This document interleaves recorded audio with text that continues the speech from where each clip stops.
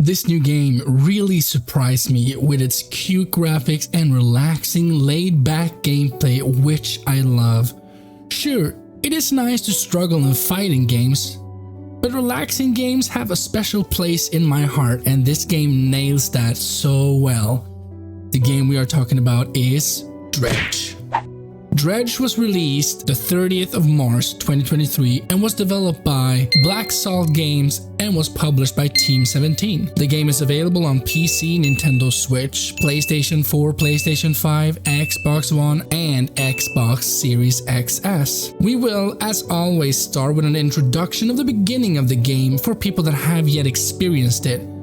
If you don't want anything spoiled, I suggest you move to this timestamp below. The game starts with us seeing a fishing boat in the distance moving slowly forward. The fisherman inside, the protagonist, looks a little sad as he's watching the vast horizon in front of him. All of a sudden, a fog covers his window and a weird rumbling noise is surrounding the boat. The screen turns black and we can see a boat that has crashed on some rocks right next to a lighthouse. You later wake up in a little fishing town next to the lighthouse. A short man tells you that your boat is beyond repair, but that you can use the town's old fishing boat, and this is where our voyage begins. Even if the graphic isn't what's important for a game like this, I still have to say that this game is so cute and it has a darkest dungeon touch to its looks, which is just perfect for an indie game like this. The way it goes from day to dusk and the eerie darkness creeps in on you like an uninvited stranger. It doesn't tell you if you should fear it or embrace it, but the feeling you have when it comes is not a great one. Talking about being relaxed in a game, the music in the game helps a lot with that. It has this mysterious music that just suits the game wonderfully, and the different sounds you hear in the game are both interesting and scary at some points, and how the music shifts from mysterious to a sad lullaby. It just reminded me so much of the old days when I played my Super Nintendo, and god do I miss those times, when stories were amazing and the music was just out of this world. So is the gameplay any good?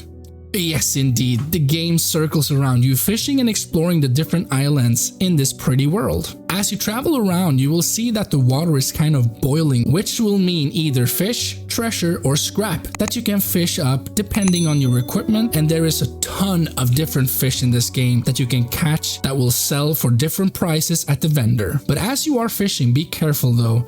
It is very easy to forget about the time in this game, and since the time only moves forward when you do an action, or if you are moving, it's very easy to forget about it when fishing up scrap that can be used to upgrade your boat. When fishing, you get different mini games depending on what you are catching, which I thought was a good thing since it could get very repetitive to do the same one over and over. There are different types of fish and at different depths where you might need a special tool to be able to catch them. Same goes for material. While some are obtained by progressing in the main story, others are obtained by collecting materials and then buying it at the vendors in the game. As I said before, you can upgrade your boat, but you need different materials and money to do so, and some are easy to come by while others can be more difficult. But if you are like me, you will explore every corner of this game.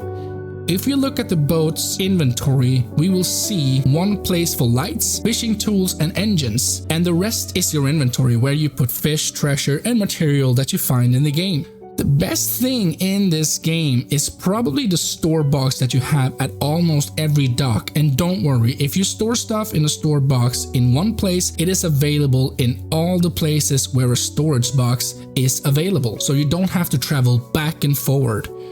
If I'm going to complain about anything when it comes to inventory, it would be not being able to automatically sort items on your boat or in storage, which I think they could have added. But that is just a minor complaint.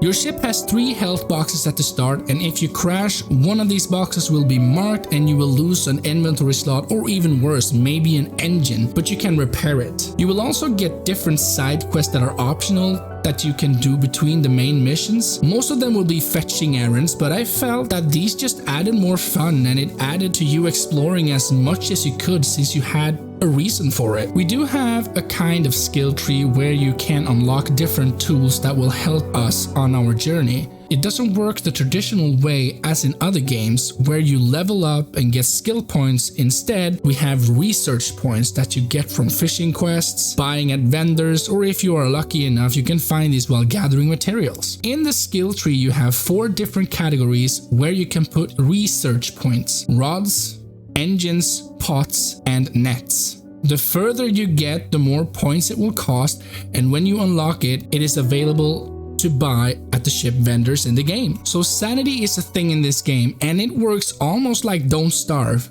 If you travel in the dark, you will have this eye at the top under the time of day. This shows your sanity, and the more you travel in the dark, the more crazy you go. You will hear whispers and start seeing things that aren't there. This is where the light comes in handy, since this will not keep you sane forever, but it will slow your panic rate so that it takes longer for you to go totally insane. But don't worry, there is nothing in this game that will scare you. Or is it? Guess you have to find out. So this game has a story, but the game is very mysterious and doesn't tell you much. You will talk to different people and get pieces here and there that you have to puzzle together to understand what has happened or is going to happen. You will also find notes and bottles as you travel, and these can add some insight on what might have happened.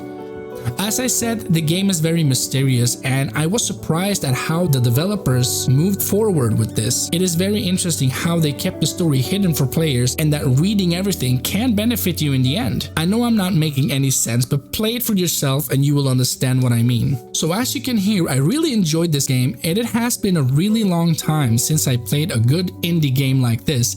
It looks beautiful with its cute graphics and atmosphere, an open map to explore as we please with some obstacles where you need certain things to move forward, a story that was for me very interesting and that didn't give itself away, different fish types that were fun to discover, and a load of tools to use. As I said, it's been a long time since I experienced a good indie game, and this one really hits its mark. My final verdict for Dredge will be a 9 out of 10.